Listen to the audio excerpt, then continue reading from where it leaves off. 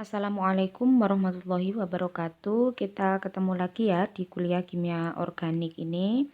Nah, ini kita masih membahas tentang atom-atom penyusun makhluk hidup ya.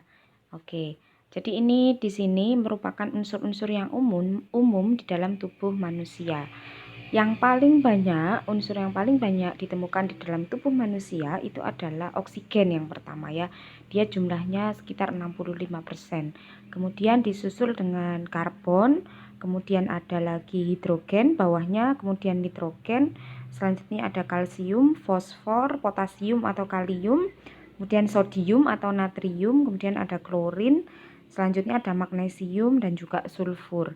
Nah, sebenarnya masih banyak lagi unsur-unsur lain penyusun dari makhluk hidup atau manusia itu yang tidak disebutkan di sini ya, karena jumlahnya itu cuma sedikit atau sangat kecil. Nah, nanti di kolom diskusi bisa disebutkan unsur-unsur lain apa saja yang menyusun tubuh manusia ya. Jadi di sini yang pertama adalah oksigen ya, sebagai yang paling banyak penyusun tubuh manusia. Nah, ini karena tubuh kita sebagian besar terdiri dari oksigen, kalau misalnya kadar oksigen di dalam tubuh itu berkurang, maka itu akan mengganggu metabolisme kita. Biasanya akan terjadi sesak nafas. Kalau seperti yang kita tahu ya, salah satu gejala COVID-19 itu adalah kekurangan oksigen di dalam tubuh sehingga menyebabkan sesak nafas. Jadi kadar oksigen di dalam tubuh manusia itu harus dalam keadaan yang cukup atau seimbang.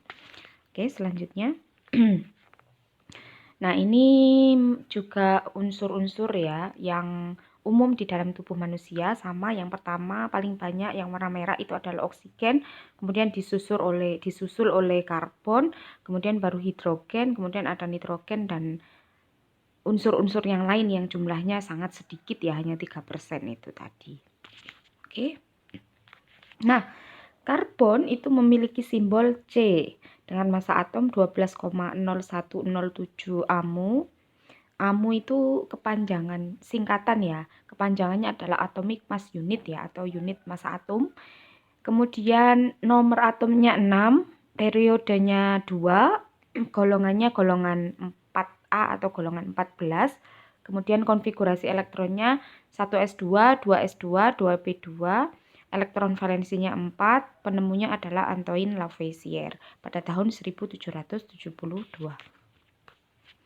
Oke, nah unsur karbon ini memiliki bentuk dan sifat fisika dan kimia yang sangat meruah ya, tergantung pada jenis ikatan dan juga susunan atom yang menyusunnya. Ini adalah beberapa jenis bentuk dan susunan atom dari atom karbon ya. Di situ ada diamond atau intan, kemudian ada grafit, lonsdaleite, kemudian ada Buckminster fullerene, kemudian ada fullerite, ada C17, ada amorphous carbon, kemudian juga ada single walled carbon nanotube. Yang umum kita ketahui adalah yang pertama ya, yang intan itu diamond, bentuknya seperti itu. Kemudian ada grafit yang biasanya digunakan untuk isinya pensil itu. Nah, itu grafit itu. Oke.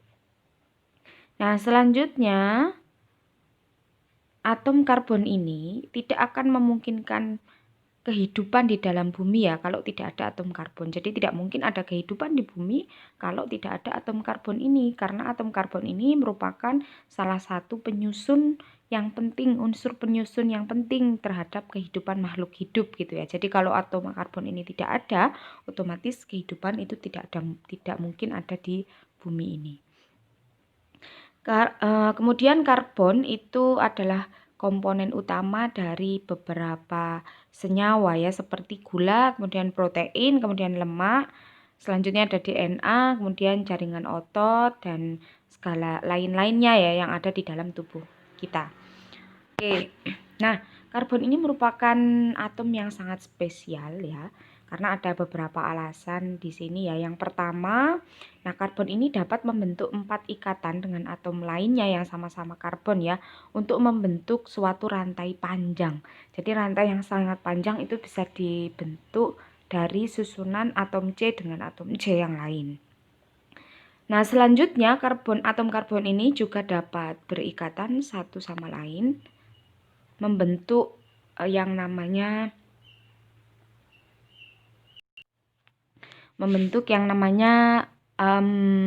ranting begitu ya, branching atau ranting seperti suatu pohon. Jadi selain membentuk ikatan C dengan C yang sangat panjang, karbon ini juga bisa membentuk suatu cabang-cabang gitu ya, seperti pohon. Nah, kemampuan si karbon ini untuk membentuk 4 ikatan itu sebenarnya tidak hanya dimiliki oleh karbon, ada yang lain lagi, yaitu silikon ya. Cuman kemampuan untuk membentuk suatu senyawa dengan yang cukup besar ya, itu lebih besar si C. Kalau Si bisa, tapi tidak sebesar C kemampuannya. Oke, kemudian alasan yang ketiga, karbon ini juga dapat sharing ya, 2 atau 3 elektron membentuk suatu ikatan double dan juga triple. Kemudian susunan atom yang sama ya, atom dan ikatan yang sama tetapi dengan geometri yang berbeda dari suatu molekul, itu membuat bentuk dan sifat yang berbeda dari atom C ini. Jadi dengan jumlah atom C yang sama, itu tapi dengan susunan geometri yang berbeda, itu bisa membentuk suatu molekul dengan bentuk dan sifat yang berbeda. Kemudian semua elektron yang tidak berikatan ya di dalam atom karbon ini bisa berikatan dengan atom lain, dengan beberapa atom lain, misalnya dengan golongan halogen ya, dengan Cl atau dengan F atau dengan yang lain. Oke. Itu tadi karbon ya, sekarang kita ke oksigen. Nah, oksigen ini simbolnya adalah O, massa atomnya adalah 15,999 AMU, kemudian nomor atomnya 8, periodenya 2, golongannya adalah 6A atau 16, kemudian konfigurasi elektronnya adalah 1s2, 2s2, 2p4, elektron valensinya adalah 6, penemunya adalah Joseph Priestley dan Carl Wilhelm Scheele pada tahun 1774. Nah, oksigen ini bisa membentuk 3 ikatan dengan atom lain ya. Membentuk 2 atau 3 ikatan dengan atom lain. Contohnya seperti oksigen ya, O2, kemudian CO2 dan juga CO. Nah, oksigen yang berikatan itu juga memiliki 2 pasangan elektron bebas ya, atau PeB. Kemudian hampir semua gugus fungsi di hidrokarbon ya, itu mengandung atom oksigen ini ya. Jadi gugus fungsi itu rata-rata mengandung oksigen. Selanjutnya adalah hidrogen, simbolnya adalah H, massa atomnya 1,008 AMU, nomor atomnya 1, periodenya 1, golongannya 1 atau 1A, kemudian konfigurasi elektronnya adalah 1s1, elektron valensinya adalah 1, penemunya adalah Henry Cavendish pada tahun 1766 sampai 1781 ya. Nah, hidrogen ini hanya memiliki 1 elektron sehingga dia butuh elektron yang lain supaya dia mencapai kestabilan. Oke, saya lanjutkan di part 2 ya setelah ini.